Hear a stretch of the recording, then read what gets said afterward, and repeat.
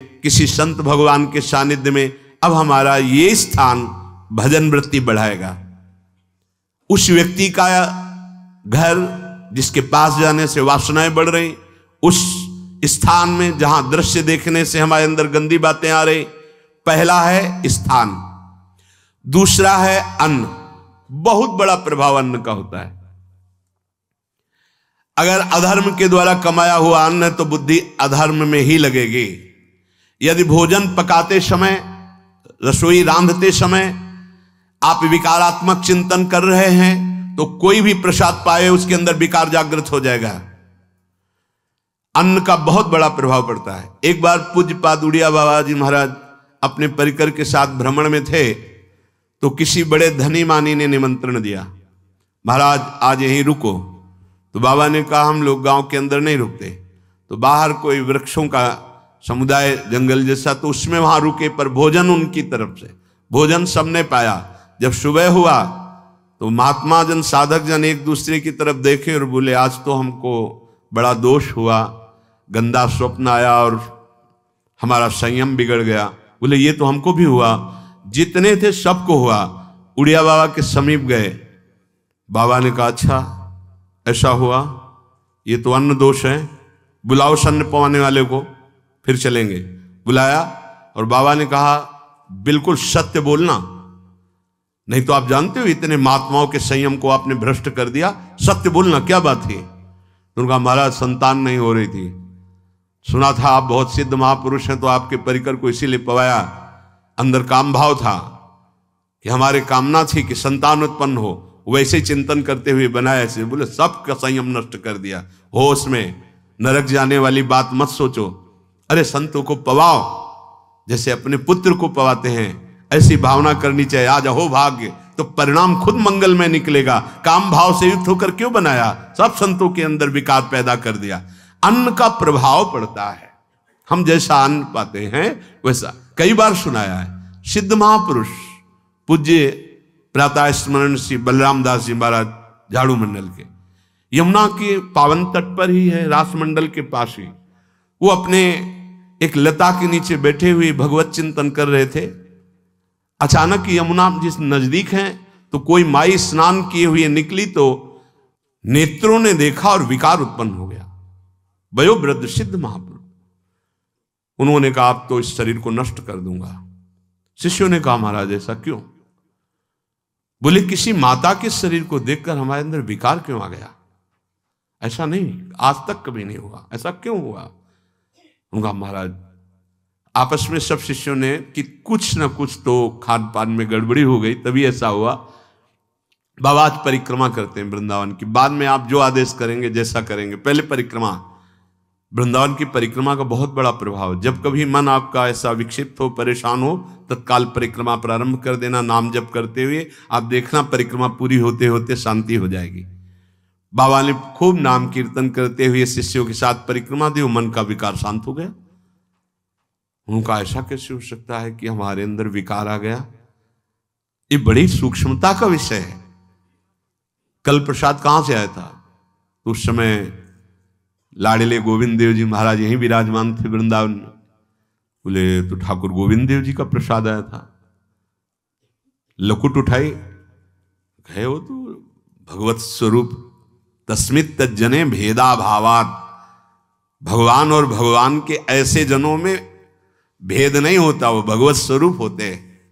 गए और कहा बताओ आपका प्रसाद न पावे तो अपराध लगे कि प्रसाद नहीं पाया, और प्रसाद पावे तो हमारे अंदर काम जागृत हो जाए, हम तो मरे ना दोनों तरफ से।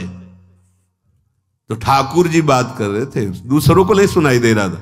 कह रहे थे कि देखो नाराज मत हो, कलकत्ता की वैश्या थी, उसने भोग लगाया, अब उसने भोग लगाया तो हमने चख पाया, तो आपको प्रसाद का किनका लेना चाहिए। किसने कहा था कि पूरा प्रसाद पाइए, जरा किनका ले लेते हो, मधुकर ही पाते।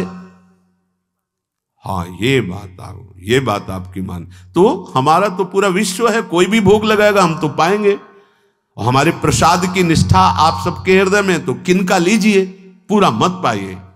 सोचिए, भगवद अर्पित प्रसाद और वृत्ति, भगवान ने आदेश किया किनका पाओ। मां धोकर ही मांग के खाओ।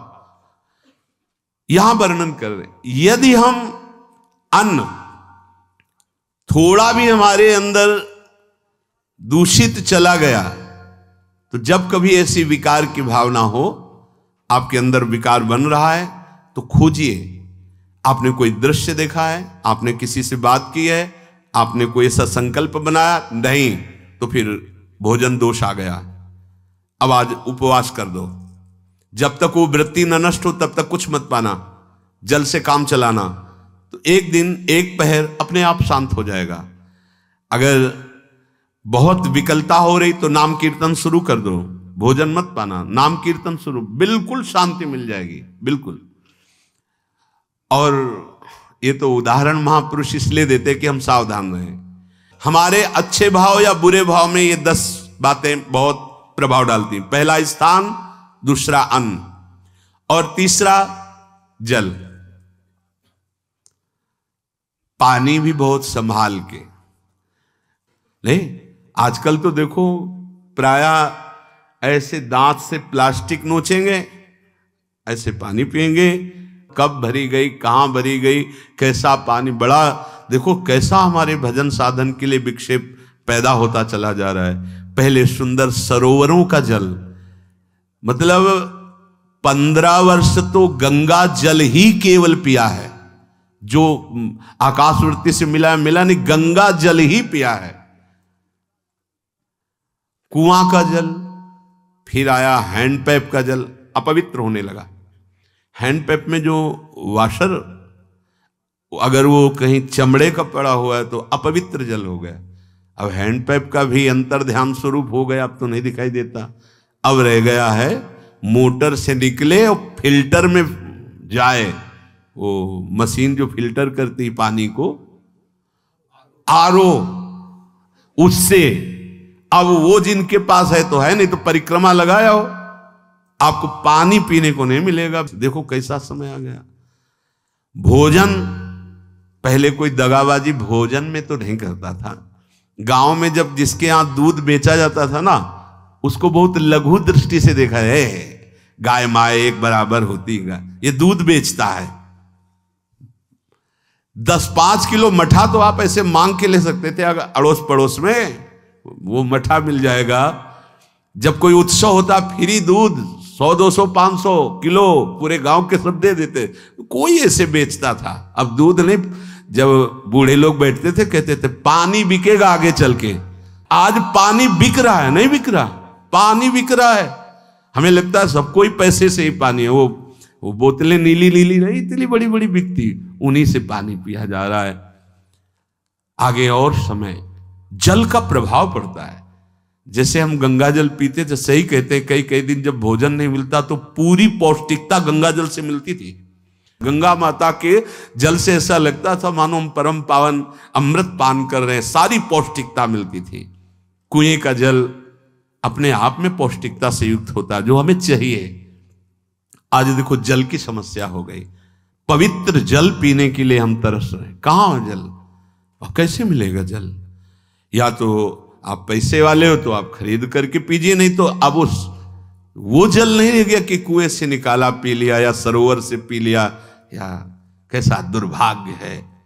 जल का बहुत बड़ा योग है साधना में। जैसे स्थान का तो परम पावन वृंदावन धाम, अन्न का तो अब हम भगवत प्रसाद पाते हैं, तो जल का बहुत बड़ा योग है। आज दूषित होता चला जा रहा है, क्योंकि अब हाथ की बात नहीं रह गई है कि आप सुंदर कुआं से जल लें या सरोवर से जल लें या आप नदी से जल लें। हाँ, स्वामी जी के लिए लिखा हुआ है कि रोज यमुना स्नान और रोज यमुना जल ही पान।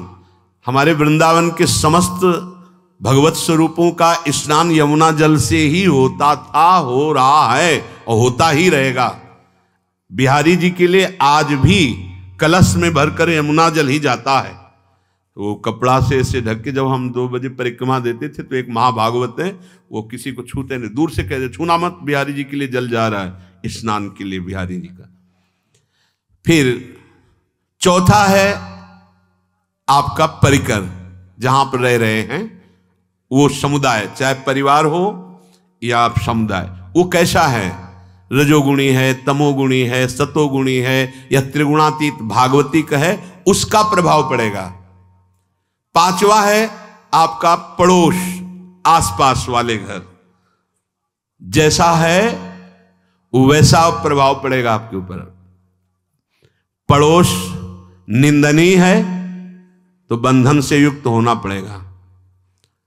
लंका के पड़ोस में रहने के कारण अगाध महिमा वाले समुद्र को बांध दिया गया, रघुनाथ जी ने पुल बांधा और दंड देने के लिए तैयार हो गए थे सरकार, अग्निबाण संधान कर लिया था, पड़ोस के कारण ही तो ना, पड़ोसी रावण था, इसीलिए आस पड़ोस का बड़ा प्रभाव पड़ता है।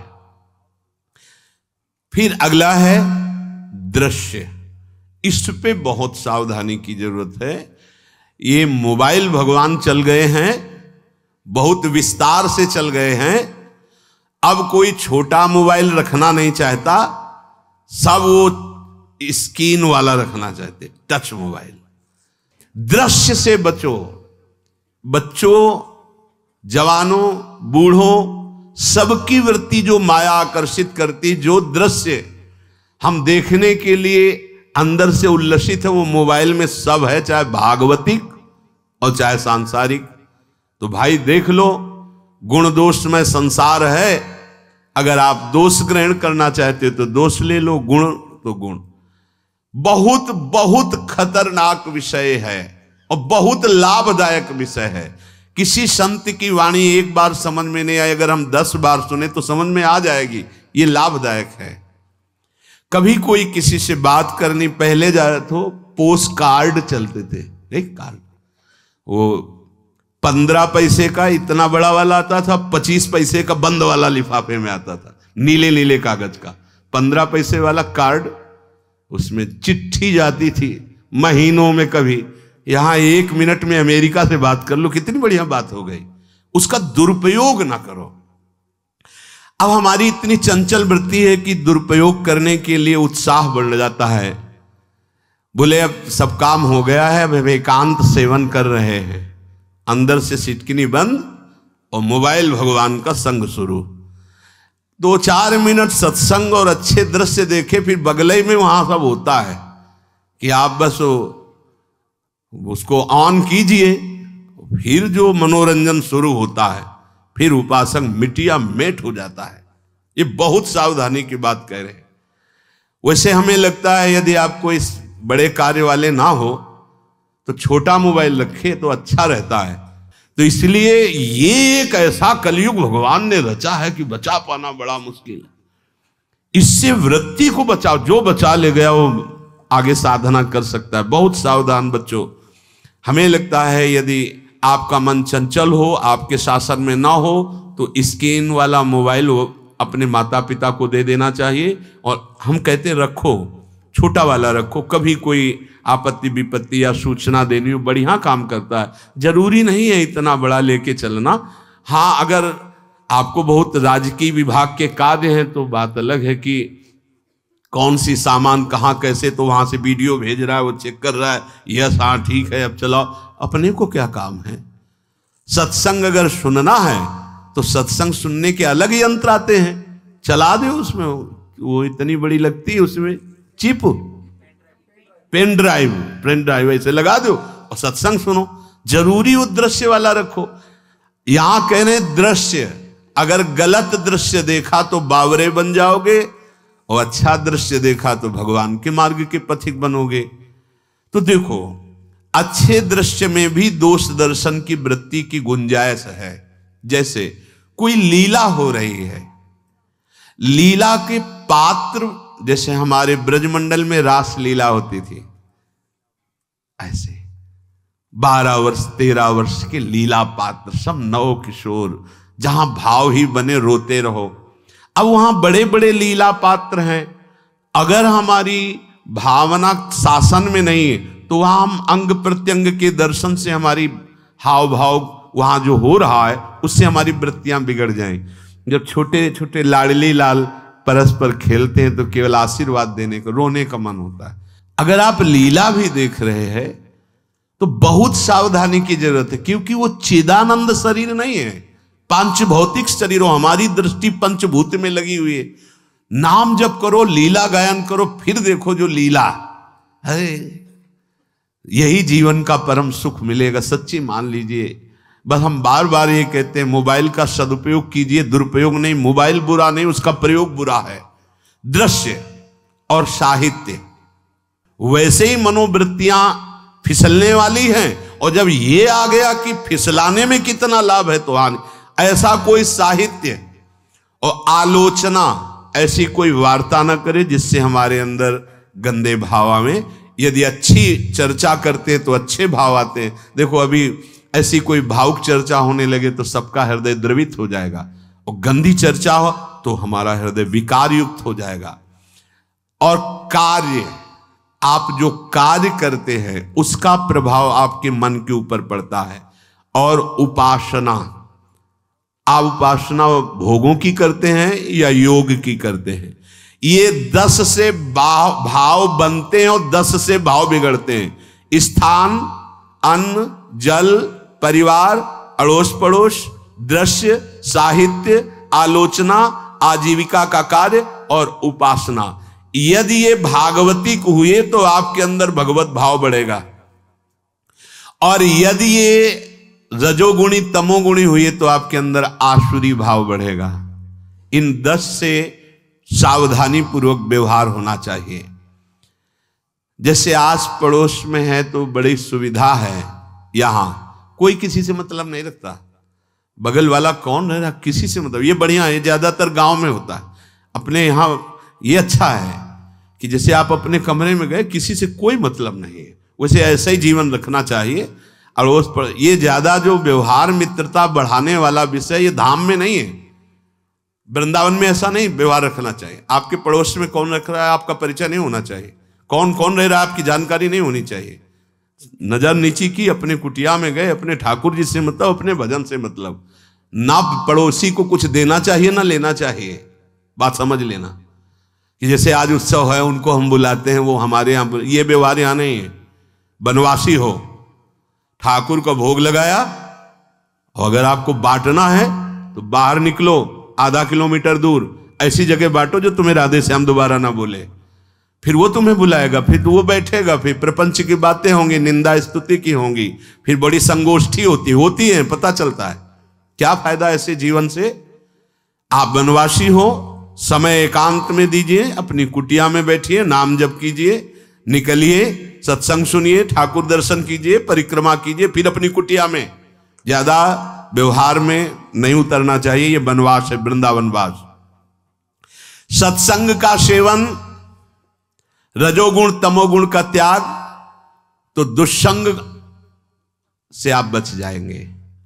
दुष्संग से बचने का मतलब है काम क्रोध मोह स्मृति भ्रंश बुद्धिनाश सर्वनाश कारणत्वात्।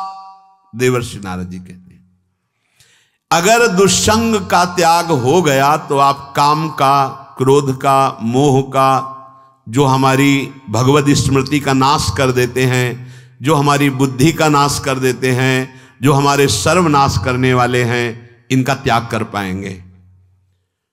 कुसंग अगर हो गया तो इनका त्याग नहीं हो सकता, बहुत कठिन हो जाता है। भगवत संबंधी तत्वबोध होना या भगवत रहस्य लीला में प्रवेश पाना, जो अपनी इंद्रियों को भोगों में तृप्ति कराने की कोशिश कर रहे हैं, उनका चिंतन भोगों का ही होगा, तो कैसे तत्वबोध होगा, कैसे लीला में प्रवेश होगा। बस ध्यान देना है, कैसे हो पाएगा। क्योंकि जिस चित्त वृत्ति से भगवदाकार हमें वृत्ति करनी थी, वो तो हमने भोगों के चिंतन में लगा दी, भोग क्रियाओं में लगा दी। एक स्थिति होती है जब आपकी चित्त वृत्ति भगवदाकार हो गई है, तो व्यवहार में रहते हुए भी विषयान ग्रहणंत मुंचंत वा, खान पान, उठना बैठना, सब बाहरी क्रियाएं हो रही हैं, अंतर से वो अपने आराध्य देव में सदैव स्थित रहता है। उसका परिचय आपको जब ऐसे महापुरुष का सानिध्य मिलेगा तो आप विषय सेवन करते हुए भी निर्विषय रहेंगे। आपके अंदर विषयों की प्रियता नहीं रह जाएगी। आपके अंदर एक प्रबल वैराग्य ऐसी धारणा बन जाएगी, कुछ नहीं, कोई भी तुम्हें प्रभावित नहीं कर सकता। यद्यपि खान पान हर्ष आदि की सब व्यवहारिक वृत्तियां हैं, पर उस महापुरुष का प्रभाव ऐसा होगा कि आपका हृदय निर्विकार हो जाएगा। और बहुत ही त्याग की सब बातें की जा रही, लेकिन हृदय भी सही है तो संग से विषय रंग बढ़ जाएगा। ये देखा गया है। हृदय अगर निष्प्रिय है, जिसका हम संग कह रहे हैं, तो उसका परिणाम निष्प्रिय निकलेगा। व्यवहार में कुछ भी हो, निष्प्रियता ही आपकी बढ़ेगी, निर्विकारता बढ़ेगी, क्योंकि उसकी स्थिति का संग हो रहा है, उसका प्रभाव पड़ रहा है। तो सर्वनाश की जड़ है विषय चिंतन। ये बहुत बड़ी बात है। विषय चिंतन सर्वनाश की जड़ है। यहां विषय भोग नहीं कहा, क्योंकि चिंतन का परिणाम भोग है। पहले चिंतन होता है। साधक ध्यायतो विषयान पुंसः संगस्तेषुपजायते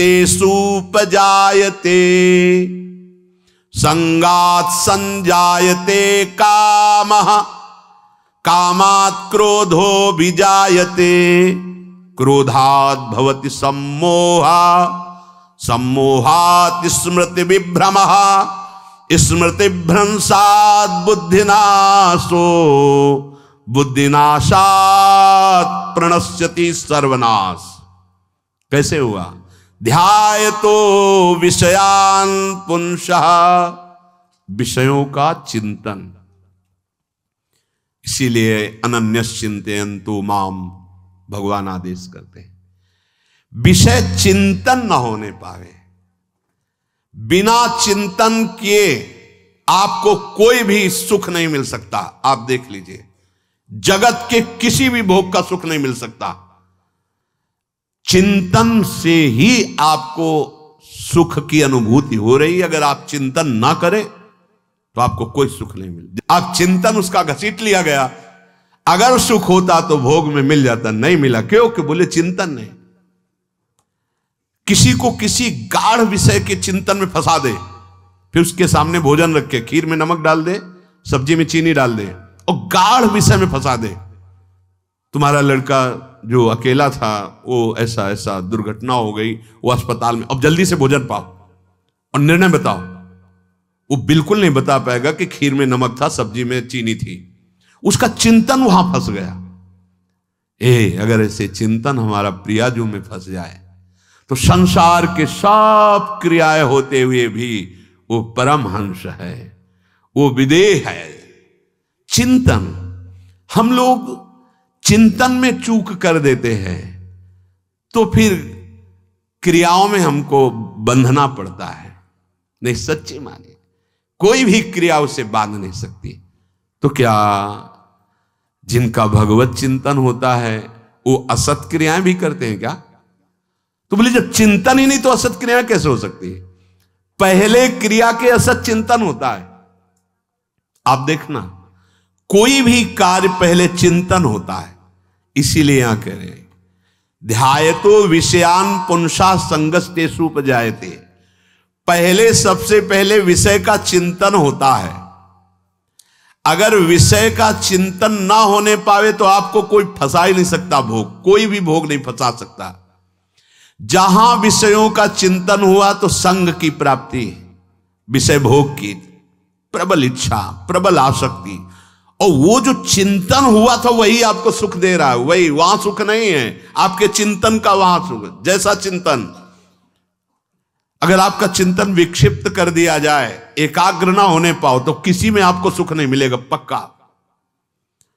अगर वही चिंतन सावई मना कृष्ण पदार विंदे हो तो कोई सुख है। गोपी जनों के पति भी हैं, पुत्र भी हैं, पूरे परिवार की सेवा करती हैं, और बड़े बड़े परमहंस उनकी चरण रज वंदना करते हैं। क्यों? क्योंकि उनका चिंतन भगवान का हो रहा है। एक भी वृत्ति शरीर चिंतन में नहीं, बलिहारी है। मुरारी पादार्पित चित्त वृत्ति। विषयों के चिंतन से विषयों में आसक्ति पैदा होती है। आसक्ति से विषय कामना की प्रबलता और क्रिया होती है, और क्रिया में बाधा पड़ने से क्रोध पैदा होता है।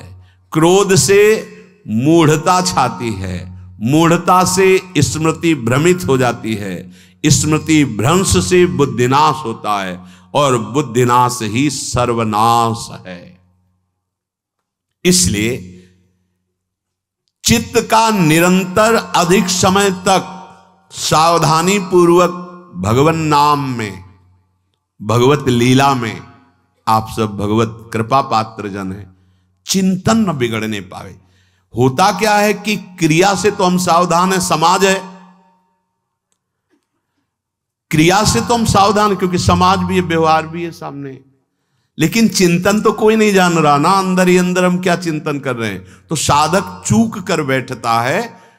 देखो, बाहर चूक होगी तो उसका प्रायश्चित हो ही जाएगा, चार लोग निंदा करेंगे, पिटोगे, अपमानित होगे, प्रायश्चित। लेकिन अंदर जो हमारा गलत चिंतन हो रहा, पूरा का पूरा अंदर हृदय मलिन कर देगा, हमें उस बात का प्रायश्चित भी नहीं होगा, हमें जलन भी नहीं होगी कि हम गलत चिंतन कर रहे हैं, क्योंकि सावधान नहीं है।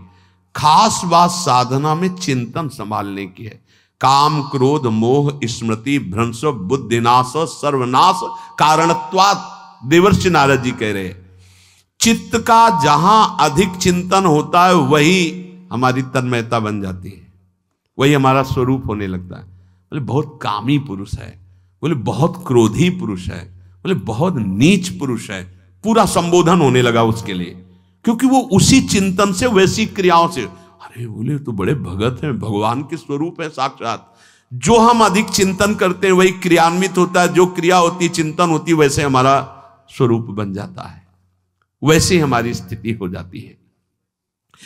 सांसारिक विषयों और विषयी पुरुषों का शरीर संग, वाणी संग, मन के द्वारा संग, ये आपके अंदर विषय चिंतन बढ़ा देगा, विषय क्रियाओं में लगा देगा। इसलिए बहुत सावधान। विषय में कोई ताकत नहीं है, विषयासक्ति दुर्गति कर देती है। एक बार देवर्षि नारद जी जनक जी से कहा कि आप विदेह राज कैसे हैं, पत्नी भी है, परिवार भी है, सब वैभव भी है, वो आप एक राजा होते हुए विदेह राज। उनका आज विश्राम कीजिए, कल सुबह चर्चा करेंगे। तो रात्रि में अपने शयन गृह में देवर्षि नारद जी को शयन कराया और अपनी अर्धांगिनी से कहा कि आप जाकर शयन कीजिए देवर्षि नारद जी के साथ, जो आज्ञा।